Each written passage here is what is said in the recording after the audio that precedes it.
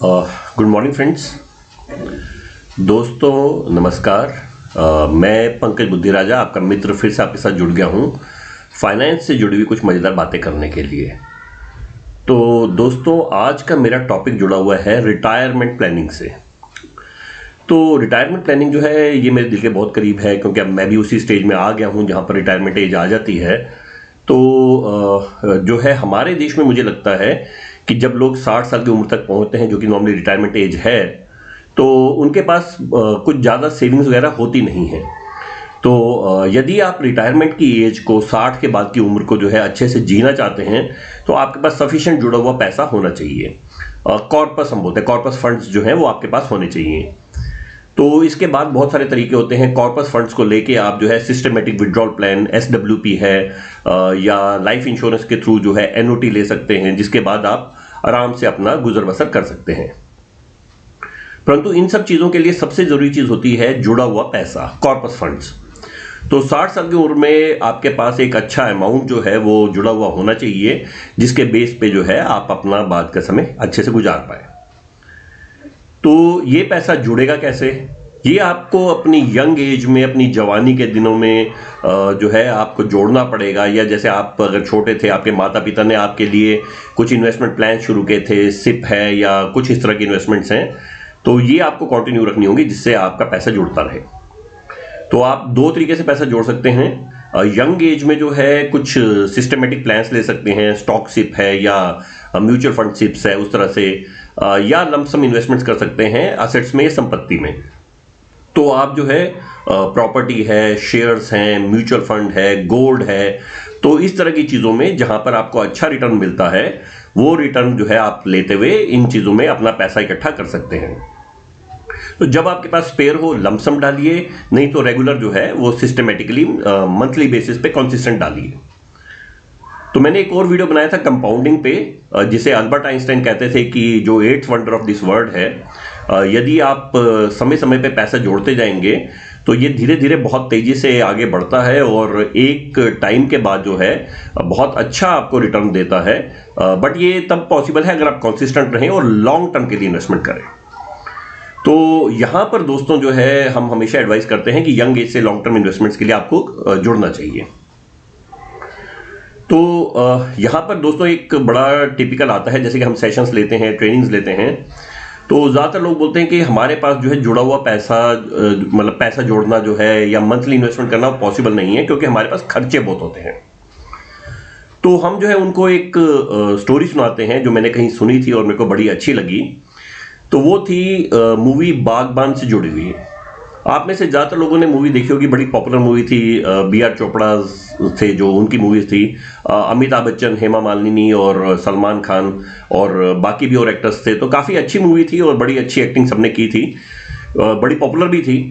तो मूवी में ये होता है कि अमिताभ बच्चन और हेमा मालिनी जो है उनके 4 बच्चे होते हैं, जिनको वो पालते हैं। जब ये बच्चे बड़े होते हैं, जब अमिताभ बच्चन रिटायर होते हैं, तो ये 4 बच्चे अपने माँ बाप का ख्याल नहीं रखते और माँ बाप जो है बहुत परेशान होते हैं। तब जो है उन्होंने एक बच्चा होता है जिसकी सहायता की होती है सलमान खान, उसको जो है मतलब पाला होता है और उसके लिए सहायता की होती है। तो सलमान खान जो है वो उनकी सहायता करता है और बाद में अमिताभ बच्चन एक नॉवल लिखते हैं और फिर से बड़े पॉपुलर हो जाते हैं। अच्छी मूवी थी, बहुत बढ़िया मूवी थी, आई थिंक आपने देखी होगी। तो मैंने एक बड़ी अच्छी चीज़ सुनी थी, जो अगर आप पालन करते हैं तो आपको डेफिनेटली ज़िंदगी में कामयाबी मिलेगी। तो मूवी में है जैसे वो दिखाते हैं कि जो उनके अपने बच्चे होते हैं, जो बायोलॉजिकल बच्चे होते हैं, वो नहीं करते, बट उनका जो एक मतलब जिसको उसने मदद की होती है, गोद लिया बोल लीजिए, या जिसकी मदद की होती है सलमान खान, वो उनको हेल्प करता है।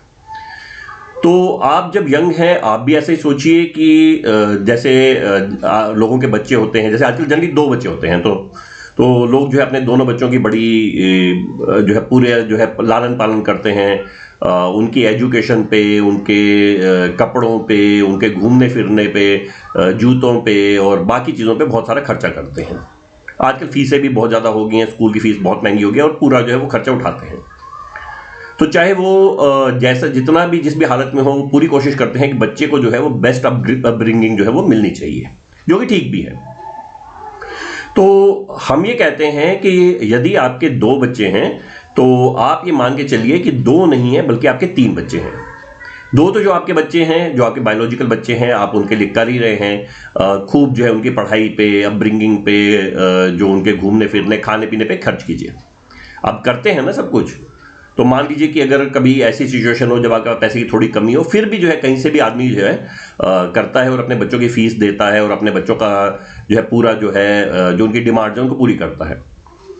तो आप ये सोचिए कि इन दोनों बच्चों के साथ आपका एक बच्चा और है और वो है इन्वेस्टमेंट। तो इन दोनों बच्चों के लिए आप कर रहे हैं ऐसे ही इन्वेस्टमेंट के लिए कीजिए। हर महीने जो है कुछ ना कुछ जो है अपना सेव करते जाइए, इन्वेस्टमेंट्स में डालते जाइए।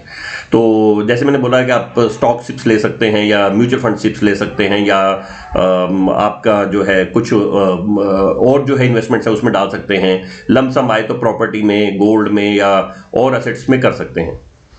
तो धीरे धीरे धीरे वक्त बीतेगा, आपके बच्चे बड़े होंगे, ये इन्वेस्टमेंट भी बड़ी होगी। जब भी आपको लगे कि मेरे पास इन्वेस्टमेंट का पैसा नहीं है, आप ये सोचिए मेरा बच्चा है और इसकी डिमांड है, इसको तो पूरा करना ही है, जहां से मर्जी करूं। तो आप जो है करके थोड़ा सा अपना खर्चे में कटौती करके और ये सब जो है इनमें इन्वेस्टमेंट्स में पैसा डालिए। धीरे धीरे धीरे क्या होगा कि आपके बच्चे बड़े होंगे और इन्वेस्टमेंट बड़ी होगी। जब आप बूढ़े होंगे, जब आप 60 साल के होंगे, तो ये तीनों ही बड़े हो चुके होंगे। अब हम तो यही चाहेंगे, भगवान से जो है प्रार्थना करेंगे कि आपके बच्चे जो हैं वो संस्कारी हों और आपका ख्याल करें। पर यदि किसी वजह से, देखिए इंसान है, मतलब हो सकता है कि कभी आपके बच्चे जो है वो आपकी मदद ना कर पाए जिस भी वजह से, तो जो है आपको ये ना हो कि मेरा ख्याल कौन करेगा। तो ये आपका तीसरा बच्चा जो है, जो आपकी इन्वेस्टमेंट है, ये बड़ा हो चुका होगा और ये जैसे सलमान खान मूवी में करते हैं बागबान में, इसी तरह से ये आपकी पूरी मदद करेगा और आप जो है आपके पास एक अच्छा जुड़ा हुआ पैसा आएगा, जिसे आप कॉर्पस फंड्स बोलते हैं।